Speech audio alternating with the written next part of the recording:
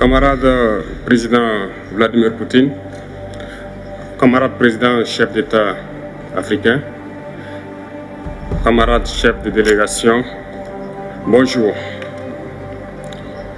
C'est un honneur pour moi ce matin donc de prendre la parole ici et de vous passer donc le salut fraternel du peuple du pays des hommes intègres. C'est aussi le lieu pour moi, avant tout propos, de rendre grâce à Dieu, Dieu Tout-Puissant qui nous a permis de nous réunir ici ce matin en bonne santé pour parler de l'avenir et du bien-être donc de nos peuples. Je m'en vais m'excuser auprès des anciens que je pourrais vexer dans mes propos à venir. Africanité oblige, les droits d'aînesse, je me dois de m'excuser.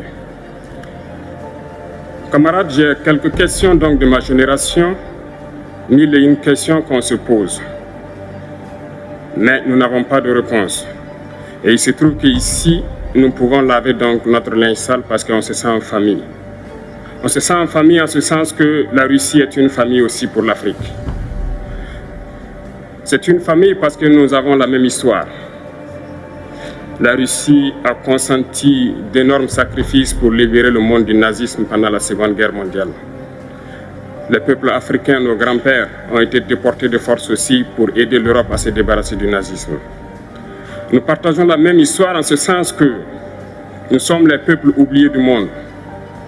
Qu'ils soient dans les livres d'histoire, dans les documentaires ou films, on tend donc à balayer le rôle prépondérant qu'a joué la Russie et de l'Afrique dans cette lutte contre le nazisme. Nous sommes ensemble parce que actuellement nous sommes là pour parler de l'avenir de nos peuples, de ce qui va advenir demain, de ce monde libre auquel nous aspirons, de ce monde sans ingérence dans nos affaires internes. Nous avons les mêmes perspectives et je souhaite que ce sommet soit l'occasion donc de pouvoir tisser de très bonnes relations en vue d'un meilleur avenir de nos peuples. Les questions que mes générations se posent sont les suivantes, si je peux me résumer, c'est de ne pas comprendre comment l'Afrique, avec tant de richesses sous notre sol, avec une nature généreuse, de l'eau, du soleil en abondance, l'Afrique est aujourd'hui le continent le plus pauvre. L'Afrique est un continent affamé. Et comment se fait-il que les chefs d'État traversent donc le monde à mendier?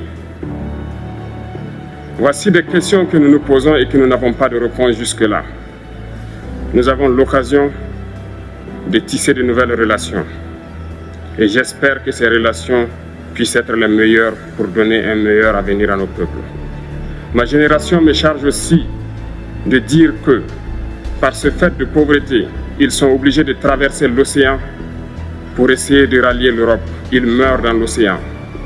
Mais que prochainement, ils n'iront pas traverser parce qu'ils viendront devant nos palais pour chercher leur pitance quotidienne.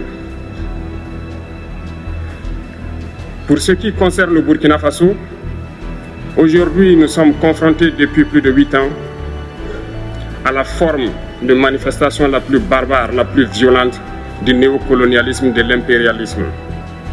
L'esclavage qu'on tend encore à nous imposer. Nos dévanciers nous ont bien appris une chose.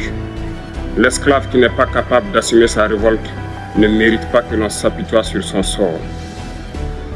Nous ne nous apitoyons pas sur nos sorts, on ne demande pas que quelqu'un s'apitoie sur notre sort. Le peuple burkinabé a décidé de lutter contre l'île terroriste en mesure de relancer son développement. Dans cette lutte, des vaillants peuples, des vaillantes populations se sont engagées à prendre les armes face au terrorisme, ceux que nous avons affectueusement appelés les VDP, des volontaires. Nous sommes surpris de voir les impérialistes traiter ces VDP de milices et de tout type. C'est décevant, parce qu'en Europe, lorsque des peuples prennent les armes pour défendre leur patrie, on les traite de patriotes. Nos grands-pères ont été déportés pour sauver l'Europe. Ce n'était pas avec leur consentement, contre leur gré. Et bien au retour, on se rappelle bien qu'à Tiaroy, lorsqu'ils ont voulu revendiquer leurs droits élémentaires, ils ont été massacrés. Cela ne fait rien donc. Lorsque nous, peuple, nous décidons de nous défendre, on nous traite de milices. Mais là n'est pas le problème. Ce qui est le problème, c'est de voir des chefs d'État africains qui n'apportent rien à ces peuples qui se battent, mais qui chantent la même chose que les impérialistes en nous traitant de milices, en nous traitant donc d'hommes qui ne respectent pas les droits de l'homme. De quels droits de l'homme parle-t-on? Nous nous offusquons contre cela et c'est honteux. Il faut que nous, chefs d'État africains, nous arrêtons de nous comporter donc en marionnettes qui dansent à chaque fois que les impérialistes tirent sur les ficelles. Hier, le président Vladimir Poutine a annoncé donc l'envoi de céréales en Afrique. Nous sommes bien contents. Nous lui disons merci pour cela. Mais aussi, c'est un message passé à nous, chefs d'État africains, parce qu'au prochain forum, nous ne devrons pas venir ici sans avoir assuré, pour ceux qui ne connaissent pas la guerre, l'autosuffisance alimentaire de nos peuples. Nous devons prendre l'expérience de ceux qui ont pu déjà atteindre cela en Afrique, tisser de bonnes relations ici et tisser de meilleures relations avec la Fédération de Russie pour pouvoir assouvir les besoins de nos populations. Je ne serai pas peut-être long, le temps imparti est très court. Nous sommes obligés de nous arrêter à un moment donné.